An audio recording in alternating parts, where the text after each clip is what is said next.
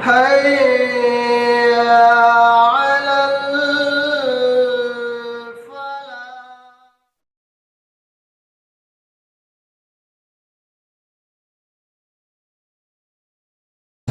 ومن سيئات أعمالنا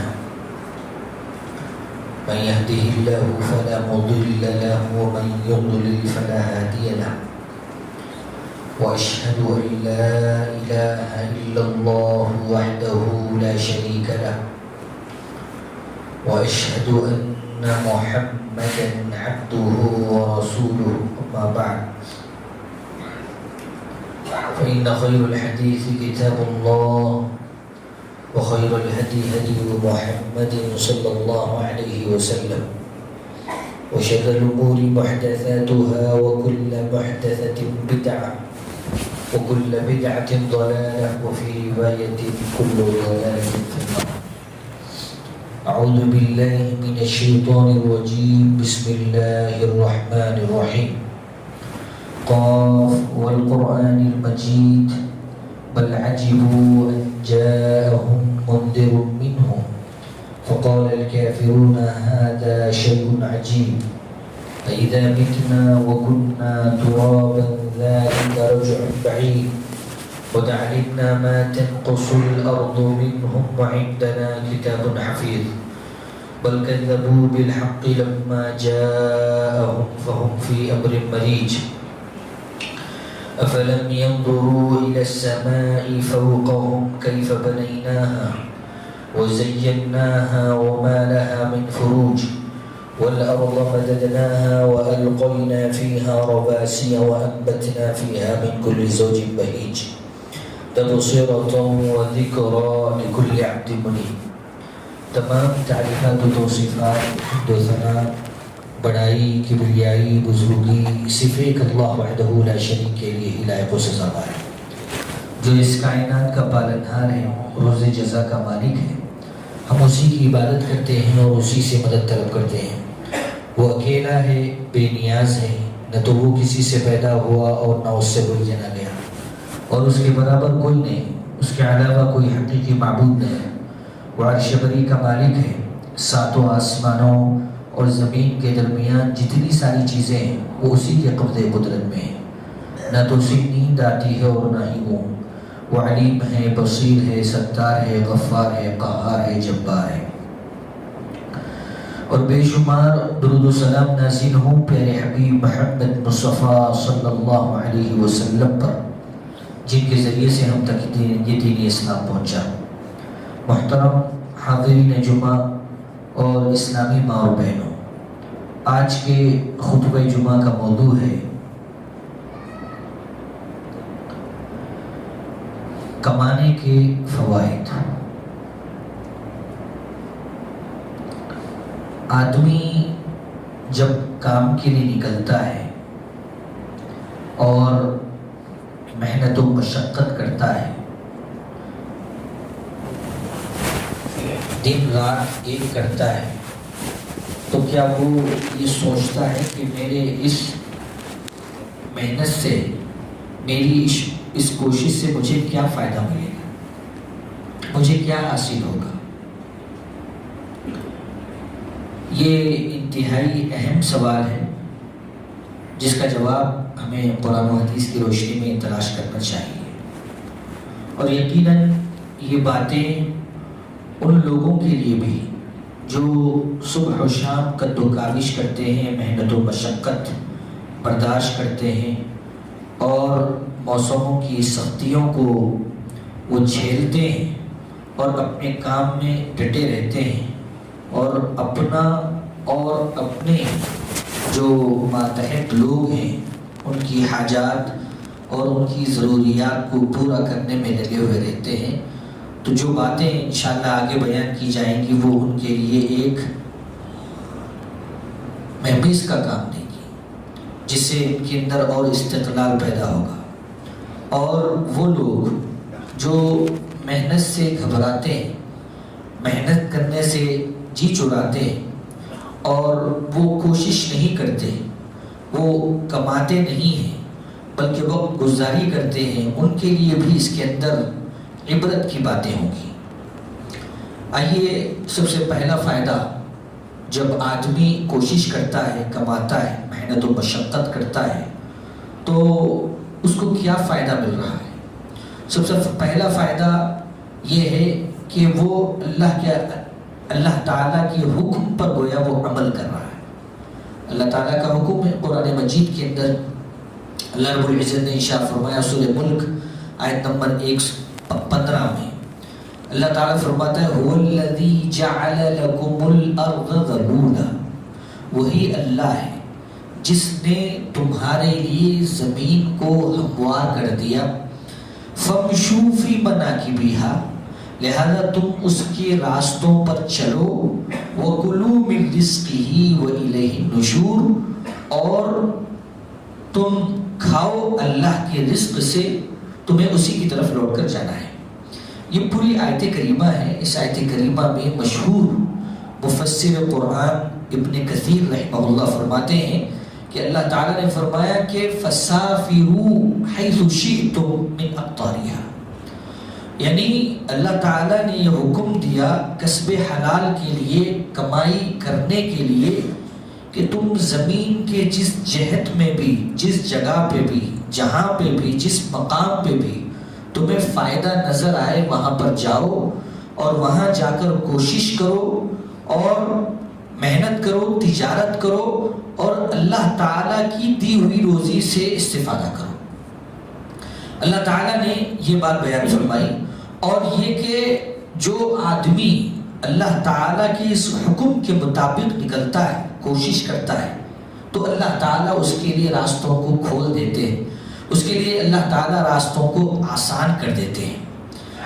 پھر وہ فرماتے ہیں اسی وجہ سے اللہ رب العزت نے ارشاد فرمایا وَكُلُوا مِن رِزْقِهِ، اور تم اللہ کے رزق سے کھاؤ، یعنی جس سبب کو تم نے اختیار کیا ہے وہ اللہ کے اوپر توکل کرنے کے منافی نہیں، اللہ کے اوپر بھروسہ کرنے کے منافی نہیں۔ تم نے سبب اختیار کیا، تم اپنے گھر سے نکلے، کسی مقام پہ پہنچے، وہاں پر تم نے محنت و مشقت برداشت کی اور حلال کمائی تم نے اختیار کی، یہ توکل کے منافی نہیں۔ جیسا کہ امام احمد بن حنبل رحمہ اللہ بیان فرماتے ہیں عمر بن خطاب رضی اللہ عنہ سے نقل کرتے ہوئے کہ انہو سمع رسول اللہ صلی اللہ علیہ وسلم یقول لو انکم تتوکلون علی اللہ حق توکلی لرزقکم کما یرزق الطیر تغدو خماصا وتروح بطنا۔ عمر بن خطاب رضی اللہ عنہ بیان فرماتے ہیں اللہ کے نبی صلی اللہ علیہ وسلم نے ارشاد فرمایا، میں نے سنا اللہ کے نبی صلی اللہ علیہ وسلم کو فرماتے ہوئے کہ اگر تم اللہ کے اوپر ویسے بھروسہ کرو جیسے پرندے بھروسہ کرتے ہیں تو اللہ تعالیٰ تمہیں یعنی روزی دے گا ویسے جیسے پرندوں کو وہ روزی دیتا ہے۔ اس لیے کہ پرندے وہ نکلتے ہیں خالی پیٹ اور اپنے رزق کو تلاش کرتے ہیں، یہاں تک کہ جب رات ہوتی ہے وہ اپنے گھونسلوں میں آتے ہیں اور ان کے پیٹ بھرے ہوئے ہوتے ہیں، اللہ رب العزت ان کو روزی پہنچا چکا ہوتا ہے۔ تو جس طریقے سے پرندوں کا توکل ہے ویسے بندوں کا بھی توکل ہونا چاہیے، اور جس طریقے سے پرندوں نے اسباب کو اختیار کیا، اپنے گھونسلوں کو، اپنے مکانوں کو چھوڑا اور کوشش کی، ادھر ادھر پھرے، جہاں پہ بھی رزق دکھا وہاں پر انہوں نے اپنا دانہ اکٹھا کیا اور خود کھایا، اپنے بچوں کو بھی کھلایا، تو اس طریقے سے تم بھی کرو گے تو یقیناً اللہ رب العزت تمہیں بھی رزق دے گا۔ تو اس حدیث سے، اس آیت کریمہ سے پتہ چلتا ہے کہ مسلمانوں کو، اللہ کے بندوں کو اس بات کا حکم ہے کہ وہ اللہ کی حلال کمائی کو تلاش کرنے میں نکلے اور کوشش کریں، محنت سے کام لیں۔ اور اسی طریقے سے آپ دیکھیں گے سورہ جمعہ آیت نمبر 10 میں اللہ رب العزت نے یہ بات بیان فرمائی فَإِذَا قُضِيَتِ الصَّلَاةُ فَانْتَشِرُوا فِي الْأَرْضِ وَابْتَغُوا مِنْ فَضْلِ اللَّهِ، جب نماز ختم ہو جائے تو تم پھر زمین میں پھیل جاؤ اللہ کا رزق تلاش کرنے کے لیے، وَابْتَغُوا مِنْ فَضْلِ اللَّهِ، اور اللہ تعالیٰ کا فضل یعنی اللہ کا رزق، اللہ کی روزی تلاش کرو، وَاذْكُرُوا اللَّهَ كَثِيرًا لَعَلَّكُمْ تُفْلِحُونَ، اور کثرت سے اللہ کا ذکر کرو تاکہ تم کامیاب ہو جاؤ۔ تو اس آیت کریمہ میں بھی اللہ رب العزت نے مسلمانوں کو اس بات کا حکم دیا کہ وہ کمائی کرنے کے تعلق سے پیچھے نہ ہٹیں، اپنے اوقات کو یوں ہی نہ گنوائیں، بلکہ جو بھی آدمی جس طریقے سے بھی اپنے اندر صلاحیت رکھتا ہے اس اعتبار سے وہ اللہ کا رزق، اللہ کی روزی تلاش کرنے کی سعی کرے، کوشش کرے، جد و جہد سے کام لے۔ آپ اندازہ لگائیے اس آیت کریمہ میں اللہ تعالیٰ نے بڑی پیاری بات بیان فرمائی کہ روزی تلاش کرتے ہوئے کثرت سے ذکر کریں۔ اللہ رب العزت نے فرمایا وَاذْكُرُوا اللَّهَ كَثِيرًا، اور کثرت سے اللہ کا ذکر کریں۔ اب آپ ایک طرف روزی بھی تلاش کر رہے ہیں، دوسری طرف کثرت سے اللہ کا ذکر بھی اللہ تعالیٰ کا ذکر بھی کر رہے ہیں، تو اس کے اندر اللہ تعالیٰ نے فرمایا لَعَلَّكُمْ تُفْلِحُونَ، اللہ تعالیٰ تمہیں کامیاب کر دے گا، تمہیں روزی عطا فرمائے گا۔ تو یہ جو محنت ہے، یہ جو کوشش ہے، اللہ کے ذکر کے ساتھ جڑی ہوئی ہے، چاہے میدان تجارت ہو یا پھر چاہے میدان جہاد ہو، وہاں پہ بھی اللہ رب العزت نے اس بات کا حکم دیا کہ تم جب کافروں سے لڑنے کے لیے جاؤ تو کثرت سے اللہ کو یاد کرو، اللہ کا ذکر کرو، تاکہ تمہیں کامیابی ملے۔ یہ انتہائی اہم دو چیزیں ہیں، اور جو دوسرا نقطہ ہے یا دوسرا جو فائدہ ہے وہ اس سے مربوط ہے، اور اس سے تعلق ہمیں واضح ہوتا ہے کہ کس طریقے سے جو آدمی تجارت کر رہا ہے یا محنت و مشقت کر رہا ہے یا ملازمت کر رہا ہے یا اپنے ہنر سے کام کر رہا ہے، بہرحال کوئی بھی چیز، کوئی بھی سبب اختیار کر کے وہ اللہ کی حلال روزی کما رہا ہے، وہ کسی مجاہد سے کم نہیں۔ چنانچہ آپ دیکھیں گے دوسرا فائدہ اللہ کے نبی صلی اللہ علیہ وسلم نے، اللہ تعالیٰ نے قرآن مجید کے اندر یہ بات بیان فرمائی وَآخَرُونَ يَضْرِبُونَ فِي الْأَرْضِ يَبْتَغُونَ مِنْ فَضْلِ اللَّهِ، وَآخَرُونَ يَضْرِبُونَ، اور کچھ دوسرے لوگ ہیں جو زمین میں پھیل جاتے ہیں، سفر کرتے ہیں، يَبْتَغُونَ مِنْ فَضْلِ اللَّهِ، اللہ کے رزق کو تلاش کرنے کے لیے۔ امام قرطبی رحمہ اللہ اس آیت کریمہ کی تفسیر میں بیان فرماتے ہیں کہ اللہ تعالیٰ نے اس آیت کریمہ میں اس سے پہلے مجاہدین کا ذکر کیا، اس کے بعد تجار کا، تاجروں کا ذکر کیا، تو ان دونوں کا اللہ رب العزت نے ذکر کیا ہے، مجاہدین کا اور مکتسبین کا۔ یہ مکتسبین، یہ تجار، یہ تاجر لوگ کیوں نکلے ہیں؟ حلال کمائی کمانے کے لیے، اللہ رب العزت کی روزی تلاش کرنے کے لیے وہ اس واسطے نکلے ہیں۔ تو گویا وہ نکلے ہیں اپنے آپ کی ضروریات، اپنے اہل خانہ کی ضروریات، اپنے ماتحت لوگوں کی ضروریات کو پورا کرنے کے لیے۔ تو اس میں اس بات کی دلیل ہے کہ جس طریقے سے ایک مجاہد کی فضیلت ہے ویسے ہی ایک تاجر کی فضیلت ہے، اس لیے کہ اللہ تعالیٰ نے مجاہدین کے ساتھ تاجروں کا ذکر فرمایا ہے۔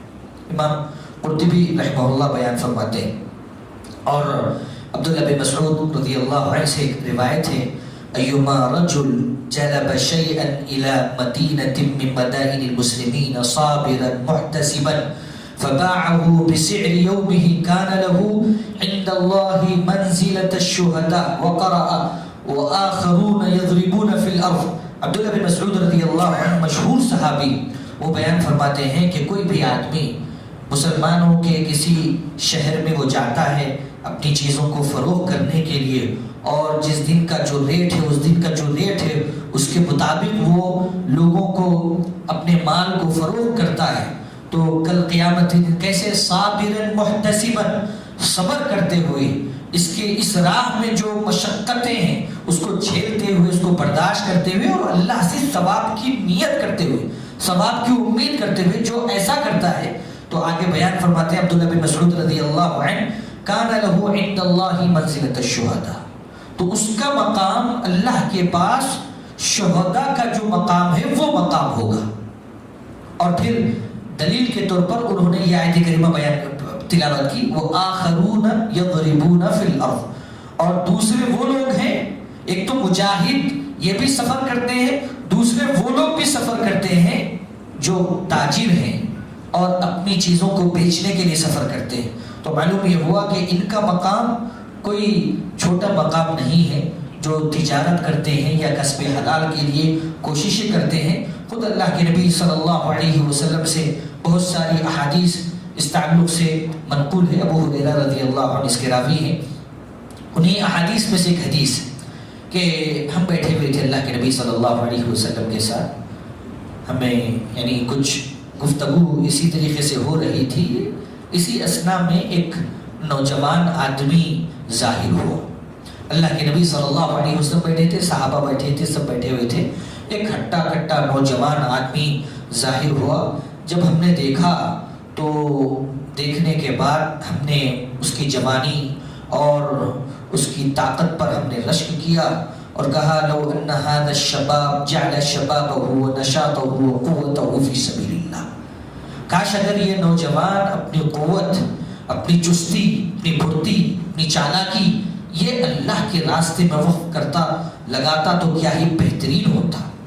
فسمع رسول اللہ صلی اللہ علیہ وسلم فقال، اللہ کے نبی صلی اللہ علیہ وسلم نے جب ہماری باتیں سنی تو آپ نے فرمایا وما سبیل اللہ الا من قتل، کیا سمجھتے ہو تم کہ جو اللہ کے راستے میں قتل کیا گیا وہی اللہ کا راستہ ہے؟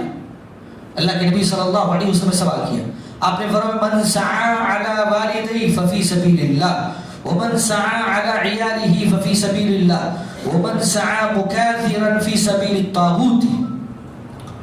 اللہ کے نبی صلی اللہ علیہ وسلم نے ارشاد فرمایا دیکھو اللہ کے راستے میں جو آدمی جہاد کرتا ہے یقیناً یہ اللہ کا راستہ ہے، یہ اللہ تعالیٰ کے راستے میں نکلنا ہے، لیکن اس کے علاوہ بھی اللہ کے راستے ہیں۔ جیسے آپ نے فرمایا جو آدمی اپنے والدین کے لیے کوششیں کرتا ہے وہ بھی اللہ تعالیٰ کے راستے میں، جو آدمی اپنے گھر والوں کو پالنے کے لیے کوششیں کرتا ہے وہ بھی اللہ تعالیٰ کے راستے میں، اور جو آدمی طاغوت کی سرکوبی کے لیے کوششیں کرتا ہے وہ بھی اللہ تعالیٰ کے راستے میں۔ تو اس آیت کے اس حدیث سے یہ بات پتہ چلتی ہے کہ جو لوگ کسب حلال کے لیے کسی بھی طریقے کا سبب اختیار کرتے ہیں وہ اللہ تعالیٰ کے راستے میں گویا وہ کوششیں کرتے ہیں۔ اور تیسرا فائدہ، بڑا اہم فائدہ یہ ہے جو آدمی کسب حلال کے لیے کوششیں کرتا ہے وہ یہ کہ انبیاء کی سنت کو گویا وہ اپنا رہا ہے، رسولوں کی سنت کو وہ اپنا رہا ہے۔ آپ دیکھیں قرآن مجید کے اندر سورہ انعام آیت نمبر 90 میں اللہ رب العزت نے یہ بات بیان فرمائی اولئک الذین ھدی اللہ اولئک الذین ھدی اللہ فبہداہ مقتدی، یہی وہ لوگ ہیں جن کو اللہ نے ہدایت دی اور تم ان کی ہدایت کی اقتداء کرو۔ اللہ تعالیٰ نے انبیاء اور رسولوں کے تعلق سے بات بیان فرمائی کہ ہم نے انبیاء اور رسولوں کو ہدایت دی، وہ سیدھے راستے پہ تھے، لہذا تم ان کی اقتداء کرو۔ قل لا اسألکم علیہ اجرا ان هو الا ذکر للعالمین، ہم آپ سے کوئی اجرت نہیں طلب کر رہے ہیں، ہم تو سارے جہانوں کو ڈرانے والے ہیں اور یہ نصیحت کی باتیں۔ تو اس آیت کریمہ میں اللہ رب العزت نے انبیاء اور رسول علیہ السلام کی اقتداء کرنے کا حکم دیا ہے۔ اور آپ دیکھیے احادیث کے اندر، روایات کے اندر یہ باتیں ملتی ہیں کہ جو انبیاء علیہ السلام گزرے ہیں ان کے پیشے کیا تھے۔ سلیمان علیہ السلام کے تعلق سے آتا ہے کہ وہ زرہ بنایا کرتے تھے میدان جنگ میں دشمنوں کے وار سے بچنے کے لیے، اور اسی طریقے سے دوسرے اور دیگر انبیاء کوئی خیاط، کوئی فلاح یعنی کوئی درزی کا کام کرتے، کوئی کھیتی باڑی کرتے، یا اسی طریقے سے دوسرے اور وہ ہنر اپنائے ہوئے تھے۔ موسیٰ علیہ السلام کے تعلق سے خود قرآن مجید گواہی دیتا ہے کہ انہوں نے بکریاں چلائی 8 سال یا 10 سال جیسے معاہدہ ہوا، اجرت کے اوپر انہوں نے 8 یا 10 سال بکریاں چلائی۔ اللہ کے نبی صلی اللہ علیہ وسلم خود آپ کے تعلق سے جب پوچھا گیا کہ اللہ کے نبی صلی اللہ علیہ وسلم جب تمام انبیاء نے بکریاں چرائی ہیں تو کیا آپ نے بھی بکریاں چرائی؟ تو آپ نے فرمایا ہاں میں نے بھی اہل مکہ کے لیے چند سکوں کے بدلے بکریاں چرائی۔ تو اللہ کے نبی صلی اللہ علیہ وسلم اور آپ سے پہلے جو صحابہ انبیاء اور رسول گزرے وہ ہمارے لیے بشر ادارہ ہے۔ انہوں نے جس طریقے سے زندگی گزاری اس طریقے سے ہمیں زندگی گزارنا ہے۔ انہوں نے جیسے محنت و مشقت کی ہے اللہ تعالیٰ کی حلال روزی کے لیے، ویسے ہمیں بھی محنت و مشقت کرنا ہے۔ اللہ کے نبی صلی اللہ علیہ وسلم کے تعلق سے آتا ہے کہ آپ نے باقاعدہ یعنی ملک شام کا سفر کیا تجارت کی غرض سے، اور نبوت سے پہلے حضرت خدیجہ رضی اللہ عنہا سے شادی ہونے سے پہلے آپ صلی اللہ علیہ وسلم حضرت خدیجہ رضی اللہ عنہا کا مال لے جا کر بیچا کرتے تھے۔ ایک مرتبہ آپ صلی اللہ علیہ وسلم اپنے چچا کے ساتھ بھی آپ نے سفر کیا، سفر تجارت۔ تو یہ خود اللہ کے نبی صلی اللہ علیہ وسلم کی، صحابہ کرام رضی اللہ عنہ مجمعین کی، اور اسی طریقے سے انبیاء اور رسولوں کی سنت رہی ہے کہ وہ کسب حلال کے لیے کوششیں کیا کرتے۔ چوتھی چیز، آدمی جو چوتھا فائدہ کسب حلال کے لیے جو کوشش کرتا ہے وہ یہ اپنی زندگی میں حاصل کرے گا کہ لوگوں کے سامنے ہاتھ پھیلانے سے بچ جائے گا، لوگوں کے سامنے پوچھنے سے بچ جائے گا۔ چنانچہ احادیث کے اندر اللہ کے نبی صلی اللہ علیہ وسلم نے باقاعدہ یہ بات بیان فرمائی ہے۔ زبیر بن عوام رضی اللہ عنہ اس کے راوی ہیں، وہ کہتے ہیں قال رسول اللہ صلی اللہ علیہ وسلم، اللہ کے نبی صلی اللہ علیہ وسلم نے ارشاد فرمایا لَأَن يَأْخُذَ أَحَدُكُمْ حَبْلَهُ فَيَأْتِيَ بِحُزْمَةِ حَطَبٍ عَلَى ظَهْرِهِ، تم میں سے کوئی آدمی اپنی کلہاڑی لے، وہ جائے جنگل اور لکڑیاں کاٹ کر گٹھا باندھ کر اپنی پیٹھ پر لاد کر لائے اور بازار میں بیچے، فَيَكُفَّ اللَّهُ بِهَا وَجْهَهُ، تو اللہ تعالیٰ اس کی برکت سے اس کے چہرے کو محفوظ رکھے گا، لوگوں کے سامنے وہ ہاتھ پھیلانے سے بچ جائے گا۔ یہ بہتر ہے اس بات سے کہ من ان يسأل الناس اعطوه او منعوه، یہ اس بات سے بہتر ہے، یہ اس محنت سے بہتر ہے کہ آدمی لوگوں کے سامنے جائے اور ہاتھ پھیلا کر لوگوں سے سوال کرے کہ میری مدد کرو، میرا تعاون کرو، اور لوگ باس تو دے دے، باس بنا کر دیں۔ یہ اس سے بہتر ہے کہ آدمی کلہاڑی لے کر جائے، لکڑیاں کاٹے اور گٹھا باندھ کر اپنے پیٹھ پر لائے اور بازار میں بیچے۔ یہ اللہ کے نبی صلی اللہ علیہ وسلم نے بات بیان فرمائی۔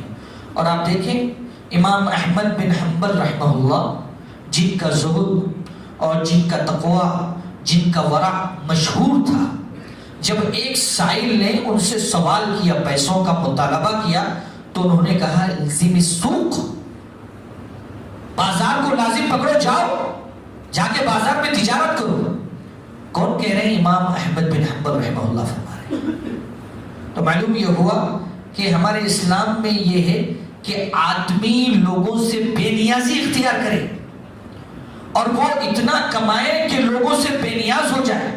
چنانچہ ایک دوسرے فقیہ یہ فرماتے ہیں کہ لوگوں سے تم بے نیازی اختیار کرو، سب سے بڑا غنا ہے۔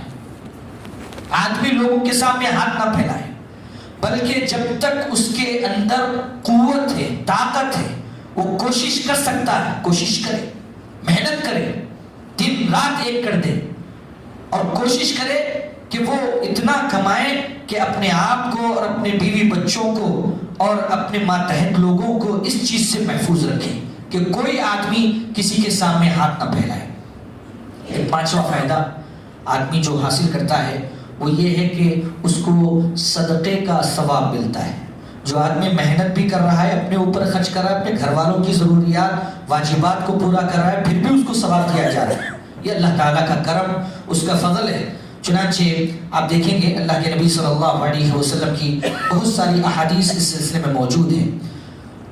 عامر بن سعد رضی اللہ عنہ یہ بیان کرتے ہیں کہ وہ ان کے والد، اللہ کے نبی صلی اللہ علیہ وسلم ان کے والد کے پاس گئے عیادت کرنے کے لیے۔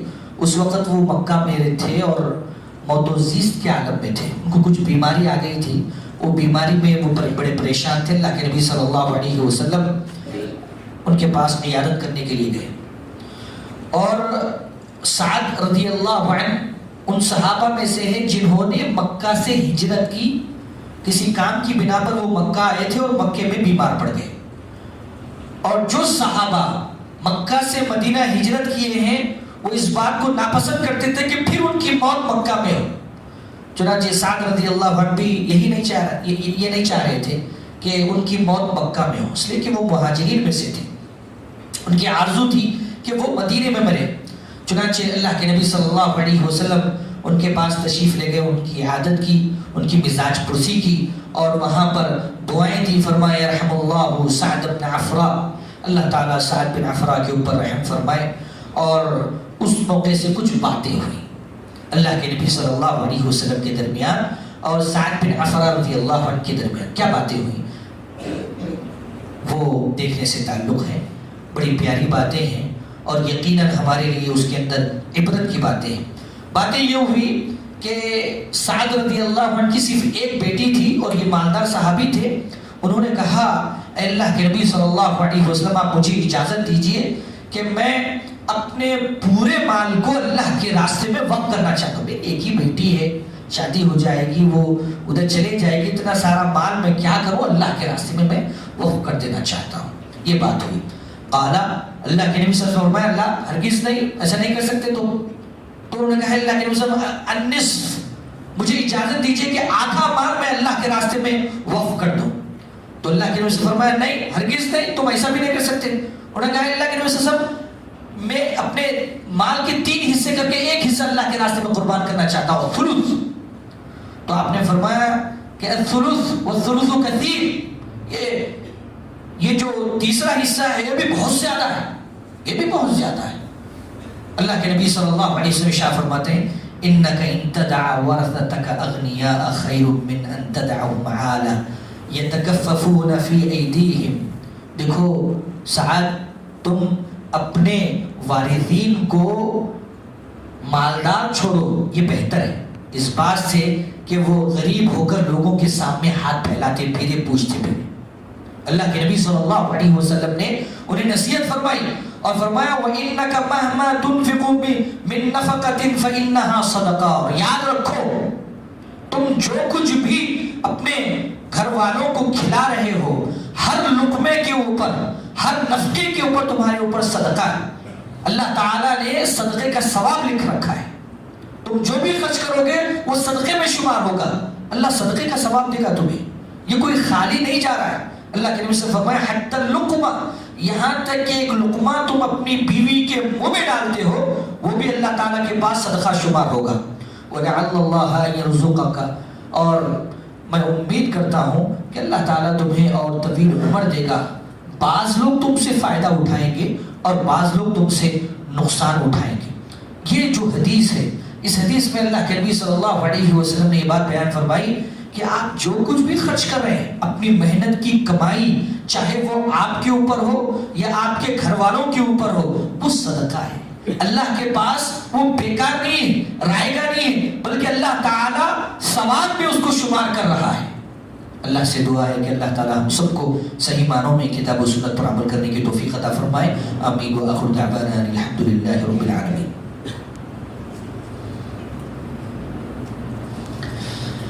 الحمد لله نحمده ونستعينه ونستغفره ونعوذ بالله من شرور أنفسنا من سيئات أعمالنا من يهده الله فلا مضل له ومن يضلل فلا هادي له وأشهد أن لا إله إلا الله وحده لا شريك له وأشهد أن محمدا عبده ورسوله. أما بعد فإن خير الحديث كتاب الله وخير الهدي هدي محمد صلى الله عليه وسلم وشر الأمور محدثاتها وكل محدثة بدعة وكل بدعة ضلالة وفي رواية كل ضلالة في النار.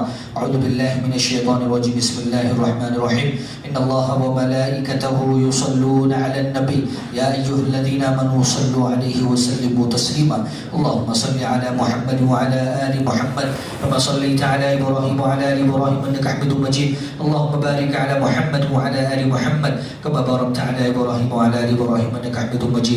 إن الله يأمر بالعدل والإحسان وإيتاء ذي القربى وينهى عن الفحشاء والمنكر ولذكر الله أكبر. أقول قولي هذا أستغفر الله لي ولكم ولسائر المسلمين.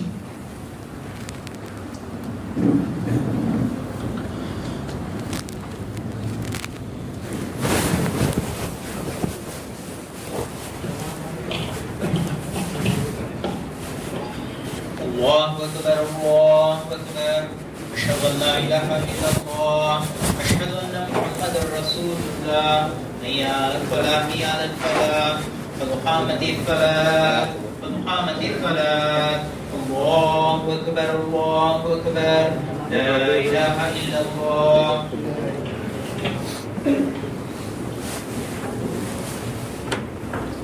سب نکل لیجیے، پیٹ سے پیروں کندھے سے کندھا ملانا، جن حضرات کے بچے رکھنوں سے نیچے ہیں اوپر رکھیں اور ہمیشہ اوپر رکھیں. چھوٹے بچے صفوں کے کناروں میں چلے جائیں.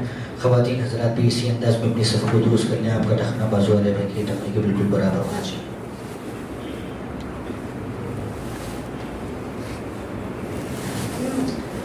اللہ اکبر.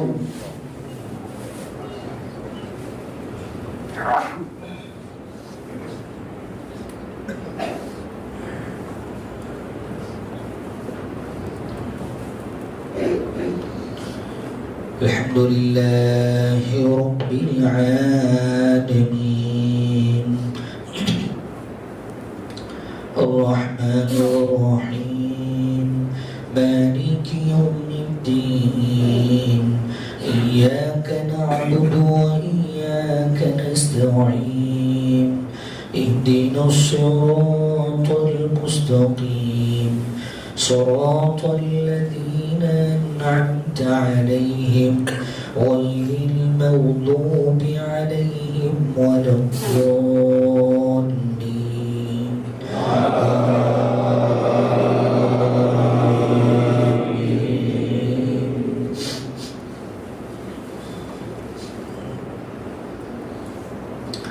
سبح اسم ربك الأعلى الذي خلق فسوى والذي قدر فهدى والذي أخرج المرعى فجعله غثاء نحوا سنقرئك فلا تنسى إلا ما شاء الله إنه يعلم الجهر وما يخفى ونيسرك لليسرى فذكر إن نفعت الذكرى سيذكر من يخشى ويتجنبها الأشقى الذي يصلى النار الكبرى ثم لا يموت فيها ولا يحيا قد أفلح من تزكى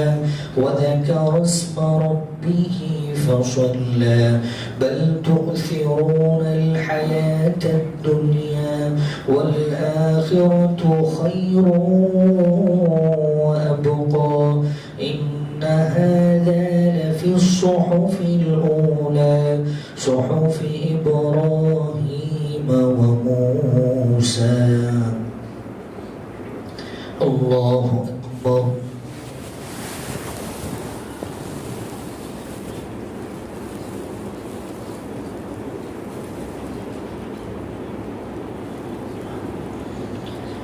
سمع الله لمن حمده ربنا ولك الحمد حمدا كثيرا طيبا مباركا فيه. الله أكبر.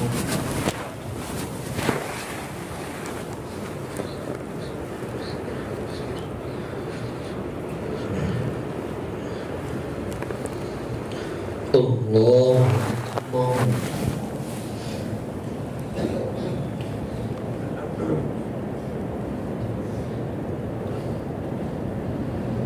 الله أكبر.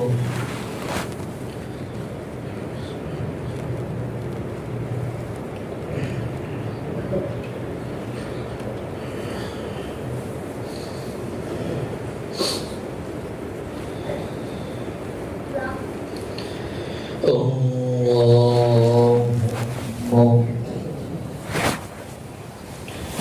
الحمد لله رب العالمين الرحمن الرحيم مالك يوم الدين إياك نعبد وإياك نستعين اهدنا الصراط المستقيم صراط الذين أنعمت عليهم غير المغضوب عليهم ولا الضالين.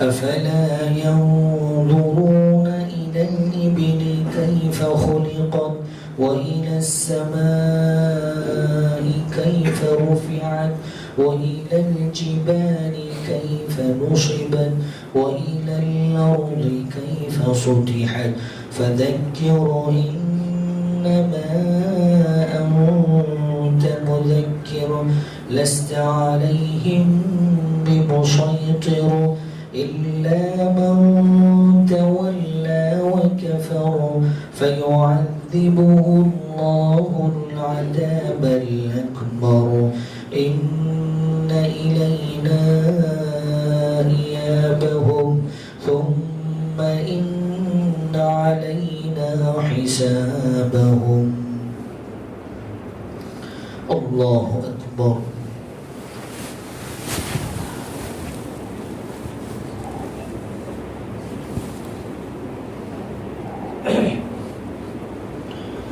سمع الله لمن حمده ربنا ولك الحمد حمدا كثيرا طيبا مباركا الله أكبر.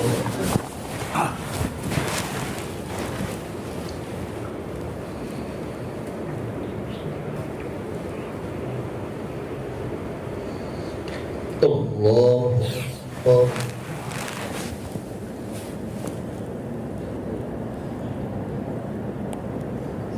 الله أكبر.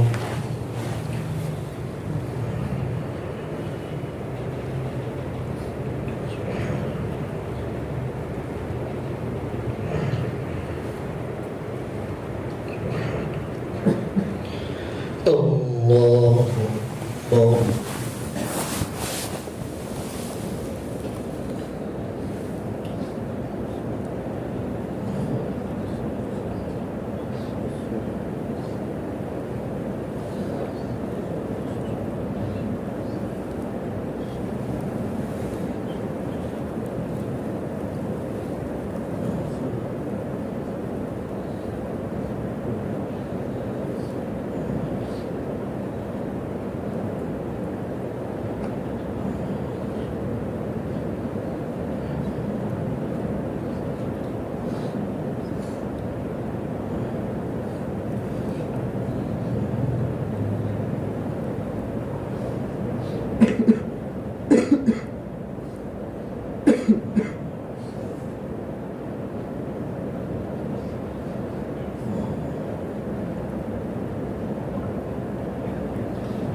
السلام عليكم ورحمة الله.